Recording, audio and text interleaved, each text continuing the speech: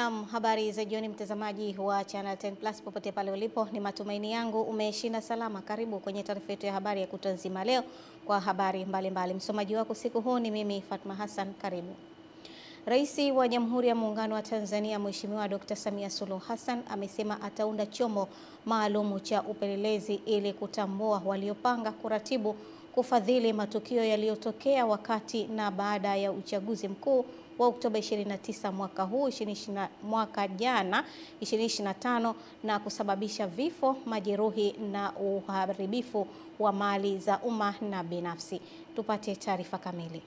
Akipokea ripoti ya Tume ya Rais ya kuchunguza matukio ya uvunjifu wa amani uliotokea wakati na baada ya uchaguzi mkuu uliopita, iliyowasilishwa kwake na mwenyekiti wa tume hiyo, Jaji mstaafu Othman Chande, Rais Samia amesema amepokea mapendekezo yaliyotolewa na kwamba atayafanyia kazi, pendekezo mojawapo likiwa la kuunda chombo cha kuchunguza baadhi ya masuala yaliyojitokeza wakati wa mchakato wa kukusanya maoni ambayo hayakuweza kuthibitishwa.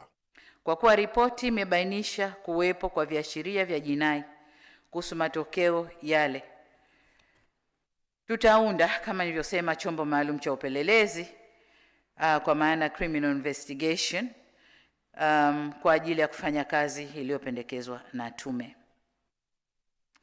Ripoti ile au chombo kile kitaangalia masuala yaliyobainishwa na kubaini waliohusika katika kupanga, kuratibu na kufadhili matukio ya ghasia au vurugu. Lakini vile vile watajielekeza kubaini wahusika wa vurugu, kuna na uhalifu. Kuna wale wote ambao walikuwa wanavunja maduka, kuvamia na kuiba, tutajielekeza huko. Kwa bahati nzuri picha zipo, zitatuongoza kwenye mambo hayo. Rais Samia amesema baada ya kazi ya upelelezi kukamilika, ataunda tume nyingine itakayoshughulikia maridhiano ya kitaifa na kuhakikishia Watanzania kuwa mchakato wa katiba mpya utaanza na kukamilika katika kipindi cha uongozi wa serikali ya awamu ya 6 anayoiongoza. Katika muda mfupi ujao tutaunda tume ya maridhiano ikijumuisha wadau wote muhimu itakayosimamia na kuongoza majadiliano na maridhiano ili kuziba mianya na migawanyiko iliyopo na kurejesha umoja na mshikamano wa kitaifa. Naomba nikumbushe kuwa nia ya kuwa na tume ya maridhiano ilikuwepo hata kabla matukio ya Oktoba 25, na ni moja ya ahadi zangu nilizoziahidi kutekeleza ndani ya siku 100 za kwanza. Rais Samia ameendelea kuwahimiza Watanzania kuungana na kuwa na umoja ili kulinda amani iliyopo nchini na kuonya kuwa amani ikitoweka, kuirudisha sio jambo jepesi. Na wasihi wa Tanzania wenzangu, tutambue kuwa ni rahisi kupoteza amani, lakini si rahisi kuirejesha. Ni rahisi kuibomoa nchi, lakini ni vigumu kuijenga upya. Hapa nataka sote tufahamu kuwa hatima ya Tanzania ipo mikononi mwa Watanzania wenyewe. Akiwasilisha ripoti hiyo, mwenyekiti wa tume ya kuchunguza matukio ya uvunjifu wa amani wakati na baada ya uchaguzi mkuu wa Oktoba 29, Jaji mstaafu Othman Chande ametaja idadi ya watu waliofariki dunia kutokana na ghasia kuwa ni 518, huku idadi ya waliojeruhiwa ikiwa ni 2390, wakiwemo raia 2270 na askari 120.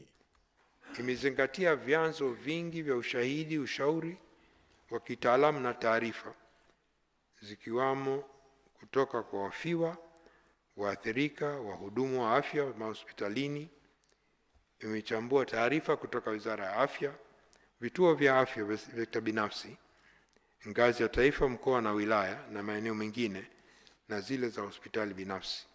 Jaji mstaafu Chande amepongeza ushirikiano wa watu na makundi mbalimbali yaliyowezesha tume yake kufanya kazi vizuri, kisha akatoa mapendekezo kadhaa kwa Mheshimiwa Rais. Wote waliohusiana na tume kwa njia moja au mbalimbali wametuamini na kutupa ushirikiano mkubwa, na tunaamini kuwa ripoti hii ninayoiwasilisha hii leo na mapendekezo yaliyomo yatabeba dhamira ya pamoja ya taifa ya kutibu majeraha, kuwajibika bila pale panapostahili, lakini muhimu zaidi ni kujifunza na kusonga mbele.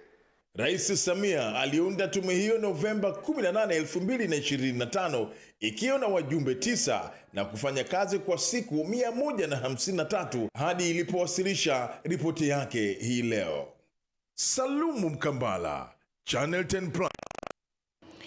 Naam, shukrani sana Salumu Mkambala na taarifa ambayo imeandaliwa na Kisa Mwaipiana.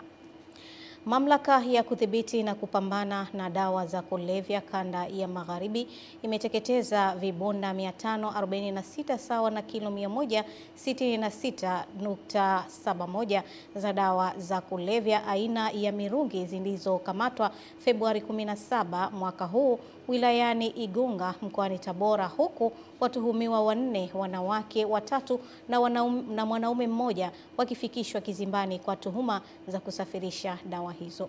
Mwanahabari wetu Adela Moses kutoka mkoani Tabora anaarifu zaidi.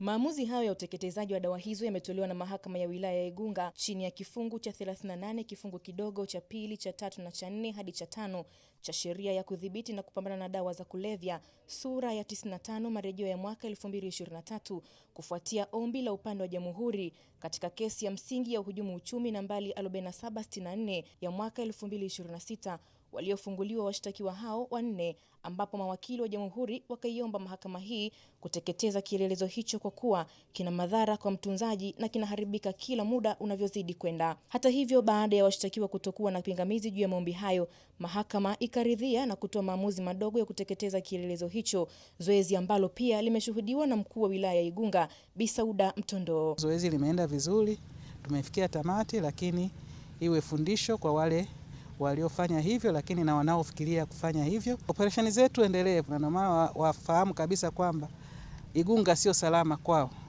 Watakapotamani au watakaposubutu tu kupitisha biashara kama hizi katika wilaya yetu, wajue kabisa watakutana na mkono wa sheria. Kwa upande wake, kamishna wa mamlaka ya kudhibiti na kupambana na dawa za kulevya kanda ya Magharibi, Christina Lweshabura, naye akabainisha mikakati endelevu ya kuendelea kudhibiti na kupambana usafirishaji pamoja na matumizi ya dawa hiyo. Kwa hiyo endapo mtu akikamatwa atachukuliwa hatua za kisheria. Ndio maana serikali ilitunga sheria kali ya kudhibiti na kupambana na dawa za kulevya ambayo inatoa adhabu ya kifungo cha maisha na miaka 30. Ndio adhabu kubwa zilizoko kwenye sheria hii.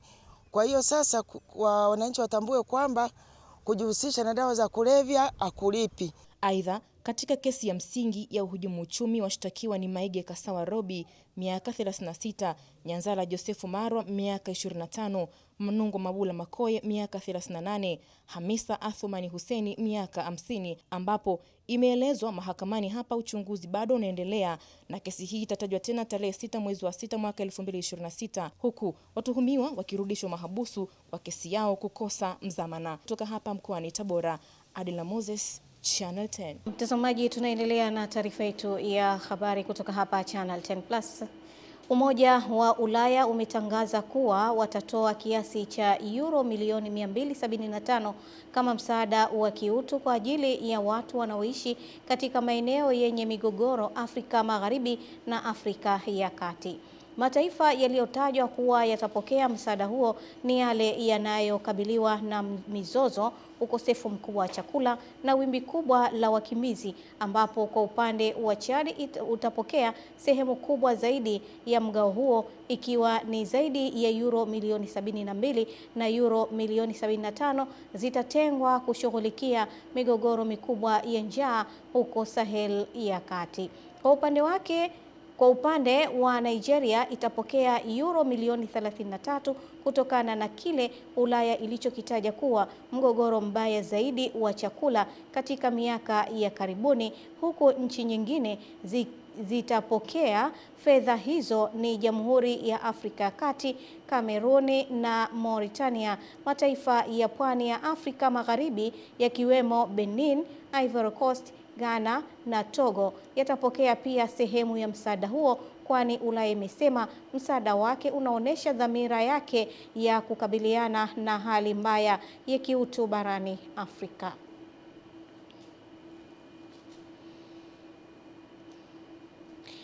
Serikali kupitia Tume ya Maendeleo ya Ushirika Tanzania TCDC inatarajia kuzindua kampeni maalum ya kuimarisha uadilifu na uwajibikaji katika vyama vya ushirika, lengo likiwa ni kujenga misingi imara ya uwajibikaji, haki na utawala. Kutoka Dodoma, mwandishi wetu Roda Simba na taarifa kamili. Kauli hiyo imetolewa jijini Dodoma na mrajisi wa vyama vya ushirika nchini, Dr. Benson Ndiege, wakati akitoa taarifa ya mkutano wa wadau wa maendeleo ya ushirika kwa waandishi wa habari. Serikali katika kuendelea kuimarisha uadilifu na uwajibikaji katika vyama vya ushirika imeandaa mkutano wa wadau kwa lengo la kujadili kuhusu hali ya sekta na mikakati mbalimbali ya kukabiliana na changamoto ya uadilifu katika uendeshaji wa shughuli za vyama vya ushirika nchini. Aidha, Dr. Ndiege anaeleza kuwa mamlaka zinazosimamia vyama vya ushirika nchini zina jukumu la kufanya uchunguzi pale panapotokea changamoto za ubadhirifu ili kuhakikisha uwajibikaji na kulinda maslahi ya wanachama. Katika mnyororo wa kusimamia vyama vya ushirika zipo mamlaka mbalimbali,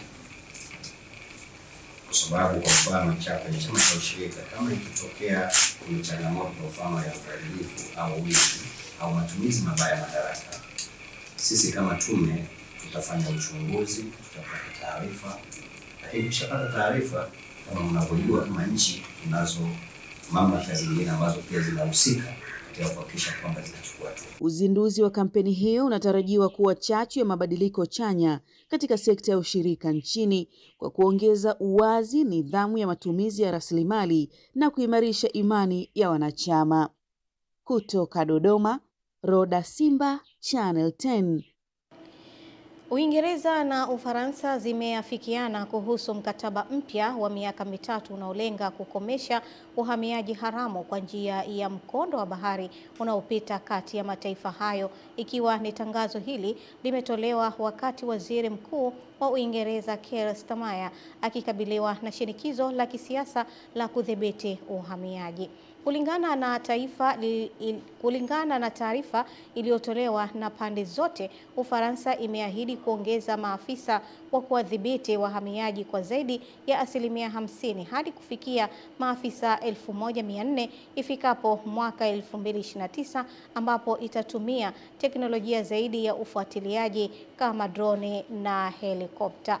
Mkataba huo unaotokana na miezi kadhaa ya mazungumzo, ambapo London imesisitiza masharti magumu zaidi baada ya kuishutumu Ufaransa kwa kutoweka juhudi za kutosha kuwazuia wahamiaji wasio na vibali, ambapo wameahidi kutoa zaidi ya dola milioni 800 huku takribani robo ya fedha hizo zikitegemea mafanikio ya kuwadhibiti wahamiaji yatakayokaguliwa kwa pamoja kila mwaka.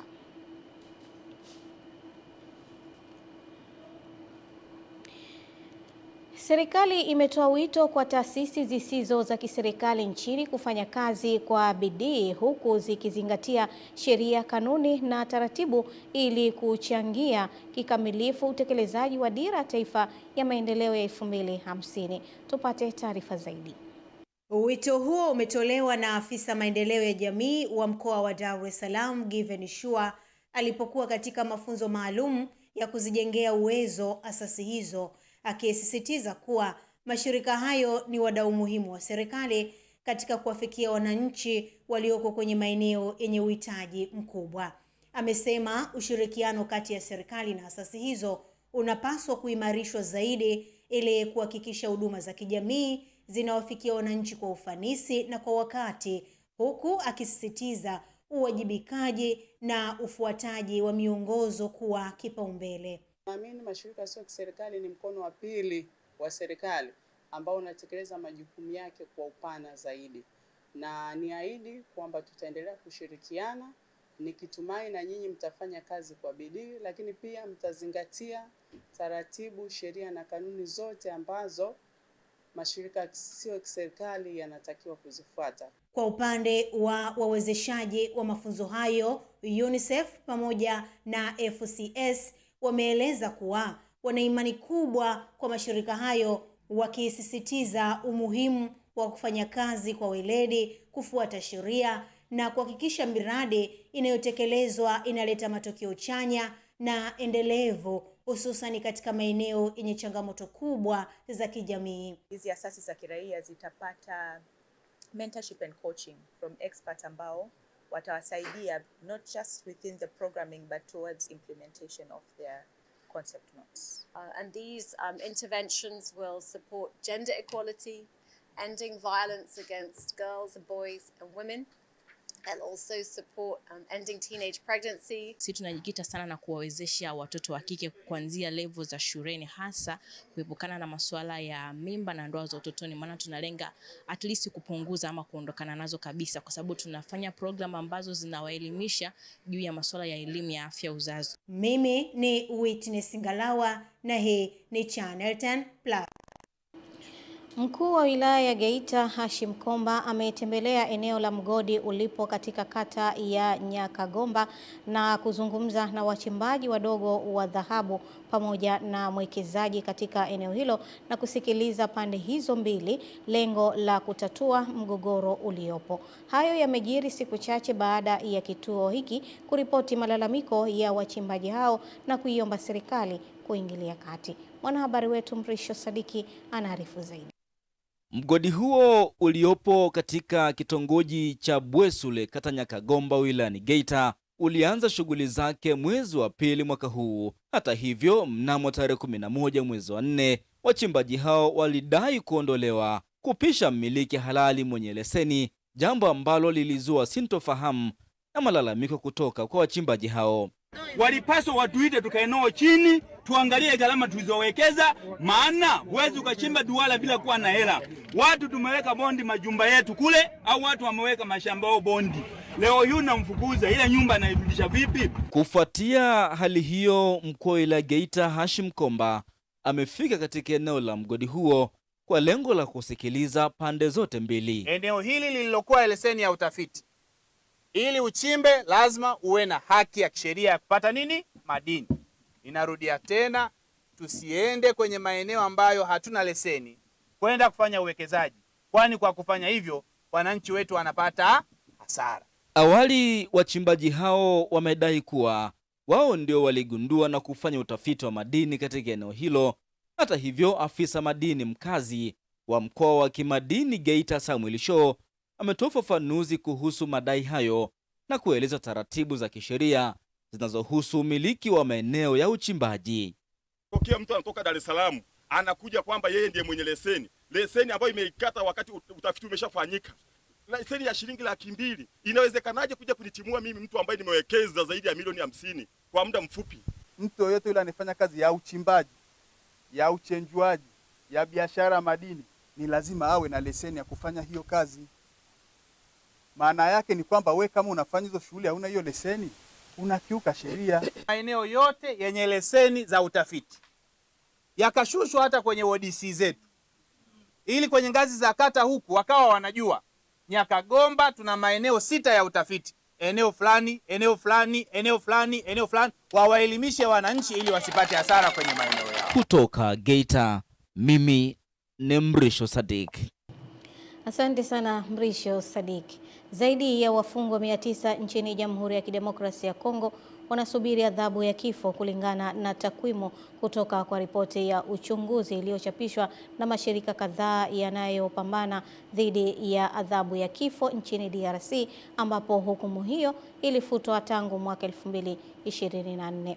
Ripoti hiyo inasema inaibua wasiwasi kuhusu idadi isiyo ya kawaida ya hukumu ya kifo, ambapo mnamo mwaka 2024 angalau hukumu 480 za kifo zilizotolewa na mahakama ya Kongo, na mwaka 2023 ilikuwa ni 122 ambapo ikilinganishwa na mwaka 2021, 2022 na 2023 ambapo watu walikuwa ni 163, 153, 163 na 122 walihukumiwa adhabu za kifo.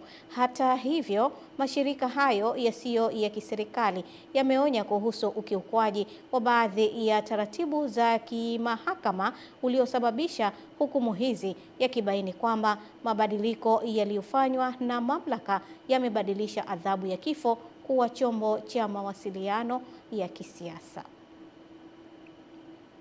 Na mtazamaji, tukiwa tunaendelea na taarifa yetu ya habari, sasa tuelekee huko visiwani Zanzibar.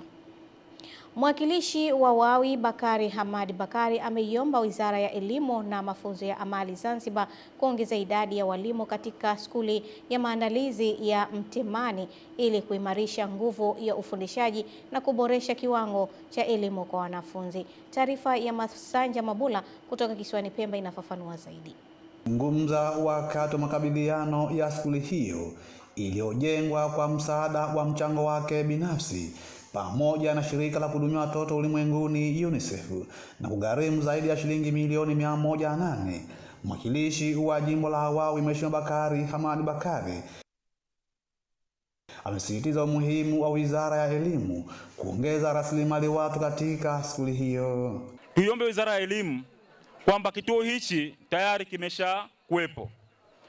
Kuwepo kituo ni jambo la kwanza, lakini la pili ni kupata walimu wa kuweza kukiendesha kituo hichi. Mkuu wa mkoa wa Kusini Pemba Rashidi Hadidi Rashidi amesema serikali itaendelea kushirikiana na wadau wa maendeleo katika kukuza na kuinua sekta ya elimu hapa nchini. Kwamba katika sekta ya elimu mambo ambayo yanafanyika ni makubwa, kwa sababu anajua fika bila ya elimu hatuwezi kufanya lolote kwenye nchi hii. Tukio la leo sio tu la kufungua jengo lililokamilishwa, bali ni hatua ya kuwekeza katika misingi ya kujifunza, kulea akili kwa vijana. Skuli ya maandalizi Mtemani imejengwa kwa lengo la kupunguza changamoto za upungufu wa madarasa na kuboresha mazingira ya elimu kwa wanafunzi. Ni Masanja Mabula, Channel 10, Pemba, Zanzibar. Naam, taarifa hiyo ya Masanja Mabula inatupa nafasi mtazamaji kwenda kuziangaza habari za biashara na uchumi. Endelea kusalia nasi.